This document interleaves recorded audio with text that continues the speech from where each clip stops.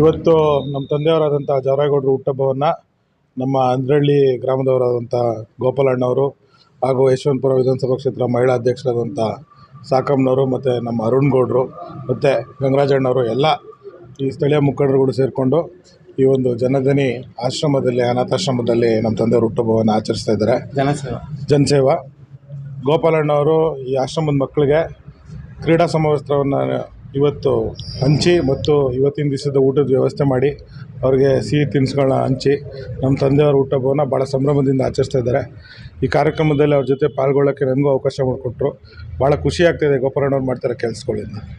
ಮತ್ತು ನಮ್ಮ ತಂದೆಯವರು ತಿರುಪತಿ ದೇವಸ್ಥಾನಕ್ಕೆ ದರ್ಶನಕ್ಕೆ ಹೋಗಿದ್ದಾರೆ. ಹಾಗಾಗಿ ಇವತ್ತು ಅವರು ಯಾರಿಗೂ ಸಿಗೋಕ್ಕೆ ಇಲ್ಲಿ ಇರೋದಿಲ್ಲ ಬೆಂಗಳೂರಲ್ಲಿ. ಹಾಗಾಗಿ ಸಣ್ಣ ಪುಟ್ಟ ಕಾರ್ಯಕ್ರಮಗಳಿದ್ದಾವೆ. ಇನ್ನೊಂದು ಕಡೆ ಯಾವುದೋ ಒಂದು ಆಕ್ಸಿಡೆಂಟ್ ಆಗಿರೋಂಥ ಒಬ್ಬರು ವ್ಯಕ್ತಿ ಮನೆಗೆ ಹೋಗ್ತಾಯಿದ್ದು ಮಾತಾಡ್ಸೋಕ್ಕೆ, ಅವರು ಸಹಾಯ ಮಾಡೋಕ್ಕೆ, ಇದೇ ರೀತಿ ಏನೋ ಸಣ್ಣ ಪುಟ್ಟ ಕೆಲಸಗಳಿದ್ದಾವೆ. ಇವತ್ತು ನಮ್ಮ ತಂದೆಯವರು ಇವತ್ತಿನ ಬೆಂಗಳೂರಲ್ಲಿಲ್ಲ, ಅವ್ರು ನಾಳೆ ಬರ್ತಾರೆ ದೇವಸ್ಥಾನದಲ್ಲಿ. ಎಲ್ಲರೂ ಎಲ್ಲ ಮುಖಂಡರುಗಳು ಎಲ್ಲ ಕಾರ್ಯಕರ್ತರುಗಳು ಕಡಖಂಡಿತವಾಗಿ ಕೆಲಸ ಮಾಡ್ತೀವಿ. ಚುನಾವಣೆ ಬಂದಂಥ ಕಾಲದಲ್ಲಿ ಪಕ್ಷದ ವರಿಷ್ಠರುಗಳು ಮತ್ತು ಸ್ಥಳೀಯ ಮುಖಂಡರುಗಳು ಏನು ತೀರ್ಮಾನ ಮಾಡ್ತಾರೋ ಅದರಂತೆ ನಾವೆಲ್ಲರೂ ಸೇರ್ಕೊಂಡು ಯಶವಂತಪುರ ಕ್ಷೇತ್ರದ ಜನತೆ ಪರವಾಗಿ ಟಿ.ಎನ್. ಜವರೇಗೌಡರ ಬಾಸ್ಗೆ ಹುಟ್ಟಿದಬ್ಬ ಶುಭಾಶಯ.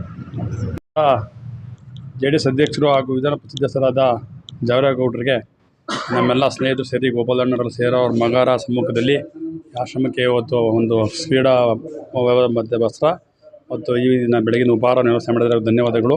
ಹಾಗೂ ನಮ್ಮ ಜವರೇಗೌಡರಿಗೆ ಭಗವಂತ ಆಯಸ್ಸು ಐಶ್ವರ್ಯ ಅಧಿಕಾರ ಕೊಟ್ಟು ಕಾಪಾಡಲಿ ಎಂದು ಈ ಕ್ಷೇತ್ರ ಜನತೆ ಪರವಾಗಿ ನಾನು ಅಭಿನಂದಿಸ್ತೇನೆ.